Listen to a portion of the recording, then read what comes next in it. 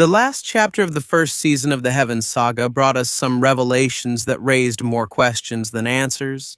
Shun, who has lost his memories, is living in the house of a mysterious elder in the village of Rodorio. However, this elder knows hidden secrets about the past of Next Dimension, referring to the former host of Hades, Alone, and even Sasha, the former Athena. Who could this mysterious man be? And what will Shun's role be in this final saga? Hello, Knights and Amazons. Welcome to another video here on the Sempre Quis Saber channel. I'm Wes, and today we're going to analyze some of the mysterious events from Chapter 6 of the Heaven Saga. Are you curious? So go ahead and click like, subscribe to the channel, turn on the notification bell, and let's get into this awesome video.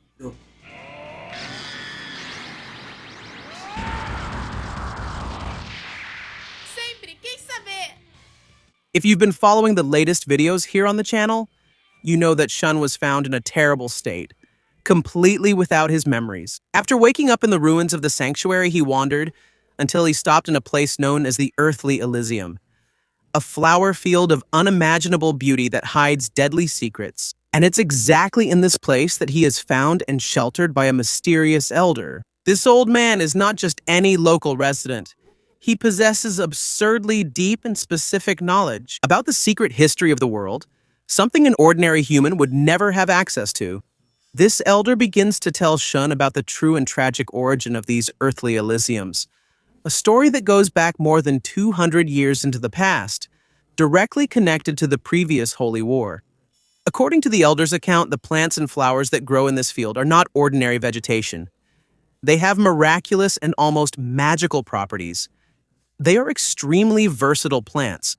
They serve as high-quality dyes, are capable of healing serious wounds in a matter of moments, and can even fight diseases considered incurable by traditional medicine. However, there is a terrifying detail, a true curse. Absolutely no one can pick these flowers. Everyone who dares to touch and pick these plants ends up contracting a fatal and mysterious disease, dying shortly afterward. This made the people of the surrounding areas start to fear the flowers, considering them the target of a divine curse. And the only exception to this macabre rule in more than 2 centuries is Shun of Andromeda. The elder says that when Shun suddenly appeared in the flower field a few weeks ago, he took him in.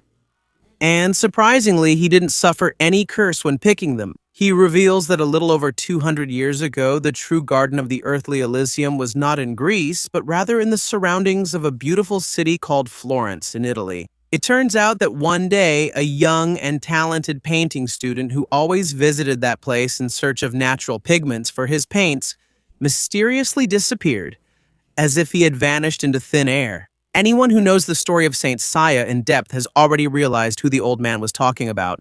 This young painting student was none other than Alon. For those who don't remember all the details, Alon was the human chosen to be the host of the Emperor of the Underworld, Hades, during the Holy War of the 18th century in Next Dimension. Hades has a very specific requirement to reincarnate.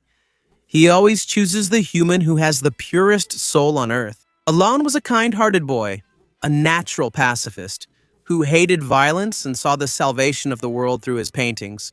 The tragic irony is that this unparalleled purity was exactly what attracted the dark soul of the god of the dead. The disappearance mentioned by the elder was the exact moment when Alon awakened as Hades, and the elder's story continues with an even more mysterious tone. He reports that after the disappearance of this young painter, something terrible happened to the flower field. The flowers, as if mourning the loss of such a pure soul, withered quickly. The land dried up, lost its vitality, and the once wonderful place turned into a barren, lifeless desert. However, hope had not completely died.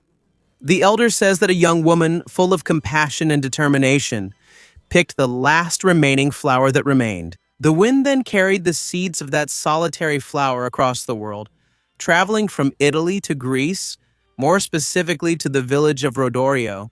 And again, for those who know the story of Next Dimension, we know that the hidden identity in this legend would be Athena's Sasha. Over 200 years, these seeds carried by the wind and indirectly blessed by the cosmos of Athena, Thalassa, and even Hades, sprouted around the sanctuary, becoming what are now the current earthly Elysiums. And this perfectly explains the curse of the place and Shun's immunity. The earthly Elysiums have a direct and unbreakable connection with two divine and immeasurable forces: the cosmos of Athena's reincarnation from the 18th century and the remnants of the cosmos of Hades' former host. The land is imbued with this divine energy. Ordinary people can't withstand this pressure and fall ill when they come into contact with it. Shun is a special case. The mysterious elder ends up suggesting that the young knight carries a mission of colossal proportions. Shun of Andromeda is not a mere mortal. First, he is a knight loyal to Athena. He fought and bled for her countless times.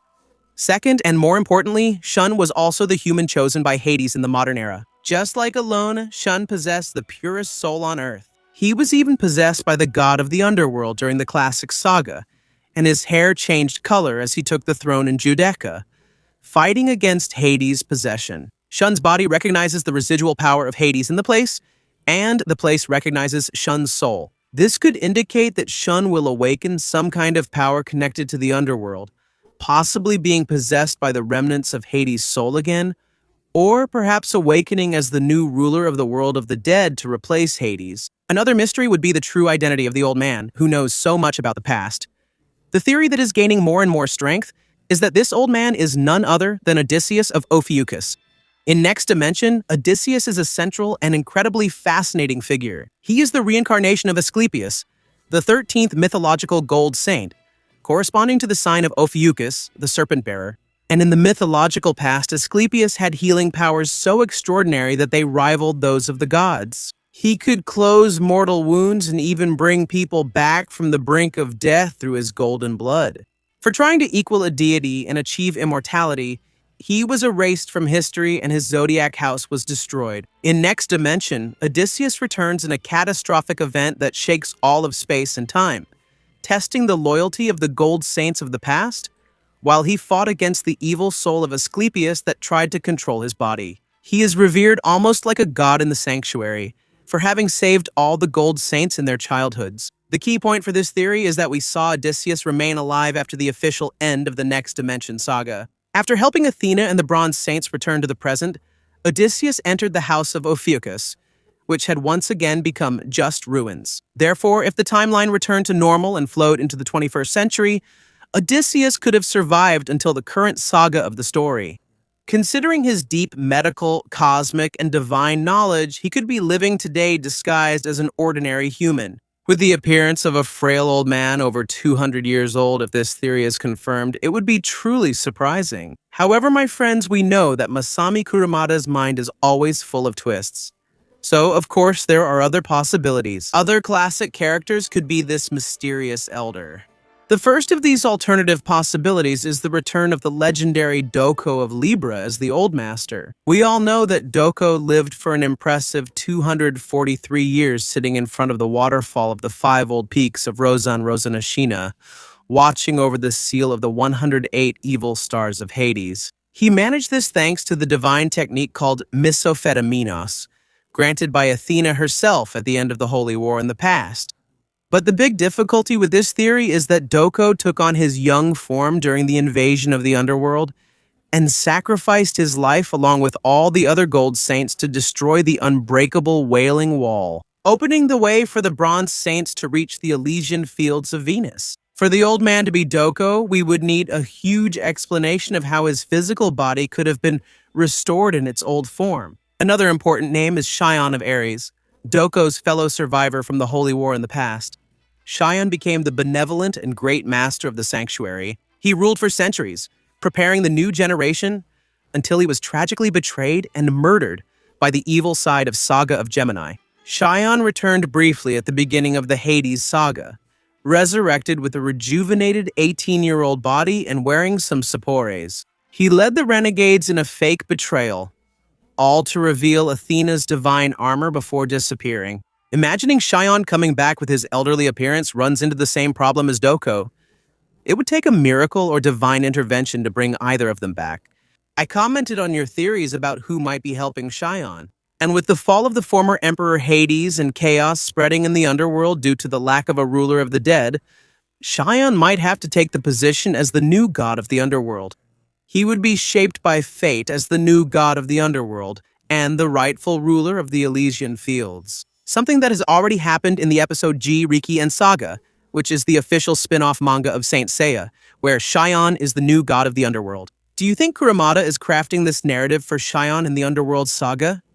Share your theories in the comments, and thanks for watching until the end. See you next time. May your Cosmo burn to infinity.